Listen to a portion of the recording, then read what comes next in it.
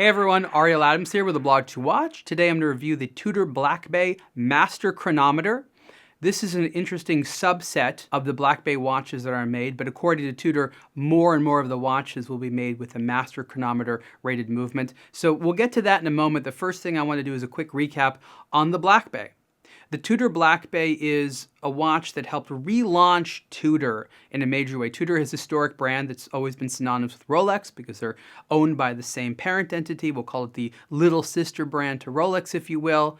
And several years ago, they made a global rebound. They wanted to come back and be sold everywhere. There were several years that they weren't sold in the United States, for example. And the Black Bay really relaunched them. And it was a very popular watch. It was Rolex quality construction, if you will, not with in-house movements, at affordable price points with sort of a vintage dive watch aesthetic. And again, it did very, very well for Tudor, and now they continue to make many versions of the Black Bay in different sizes. One of the most recent additions to the Black Bay family and a lot of watches at Tudor have been the introduction of in-house made movements. Tudor has a manufacturing facility in Switzerland. We visited it. There's an entire article about the Tudor manufacturer on a blog to watch. And some of their watches now contain the in-house made movements. In fact, more and more of them do. And a subset of the in-house made movements at Tudor have what's known as METIS certification. METIS is an interesting government standard, but it was developed with Omega and the Swiss government. It was a new way of testing watches for accuracy and durability. COSC, which creates the chronometer rating, is something that people are very familiar with, but COSC is a very lenient standard compared to something like Master Chronometer. This watch is also COSC certified, but then it's also Master Chronometer certified. That's possible because chronometer certification through COSC is just the movement, and then Master Chronometer rating is the watch all put together in the additional tests. And one of the most important tests, and probably the thing that is most relevant to everyone in addition to reliability and accuracy, is anti-magnetic resistance. The watch is made with amagnetic parts.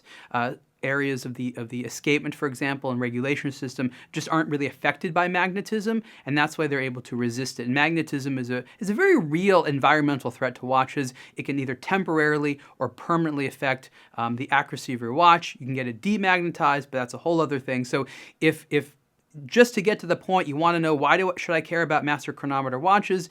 It's because they're anti-magnetic. Also, Tudor is the first company after Omega to adopt the Master Chronometer name. And the funny thing is, and I guess this is sort of where watch politics comes in and sort of insider baseball things, but there's the METIS standard, which anyone can use because it's a government standard. But then there's the Master Chronometer name, which Tudor didn't have to use. They could have had a METIS certified watch that wasn't called Master Chronometer, but they put it on there. And you can come to your own conclusion of what message that's supposed to send to Omega. So that's sort of a lot of insider talk about how the watch nerds describe this stuff. But I think it's important to say that not all Black Bay watches, even ones that look this similar in steel, have a Master Chronometer movement. For example, this same watch with the blue bezel does not have the Master Chronometer. With the black bezel, yes. I think there's one with a green bezel, which does not. So this with the red anodized aluminum bezel is one that has the Master Chronometer movement in there. So you have to look carefully on the dial and the text. And the movement is the Tudor MT5602-U. It's an automatic movement. It has 70 hours of power reserve. It operates at 4 Hertz. I already discussed the METIS certification. Nice movement. On this watch, it is just time only, no date, which is fine with me, and it's more elegant that way. So the Black Bay is a 200-meter water-resistant vintage style, if you want to call that, diver's watch. It does have a nice fit and finish. It's 41 millimeters wide, a bit on the thicker side. I think that's one of my few complaints about the Black Bay, is that it feels a little thicker than it needs to be. Still comfortable, but for a 200-meter water-resistant watch, it doesn't need to be so thick. I think the Submariner is 300 meters water-resistant and at least a millimeter thinner. So I'm not necessarily sure why that is, but I think part of it is the thick sapphire crystal that's sort of domed and vintage style. So it's not really a bad thing, but it's really one of the small complaints, if you will, about this. The other one is I would love for there to be a ceramic or a more durable bezel insert material. I think that for enthusiasts, when the ceramic bezels came in, also sapphire crystal bezels, it was hard to go back to aluminum because even though aluminum looks pretty, it can scratch, Worst case scenario, you can get it replaced. So it's not a terrible thing. And this watch is definitely priced on a level where I think aluminum is okay. But again, those are the only areas that I think Tudor can refine. And they have actually the Black Bay ceramic, which is a ceramic version of the watch with the case also in ceramic, which is lovely. So it's not that they're not out there. There's a lot of variety within the Black Bay family, not even getting started with the Black Bay GMTs or the chronograph or all that stuff. So interesting world in the Black Bay. My pick is the 3-hand with the master chronometer movement. For me, that's the most interesting. It's an excellent value. There's a few different prices based upon the strap or bracelet. In fact, there's 2 different bracelets available with this. There's, I guess, what you would call the oyster style one and the jubilee style one.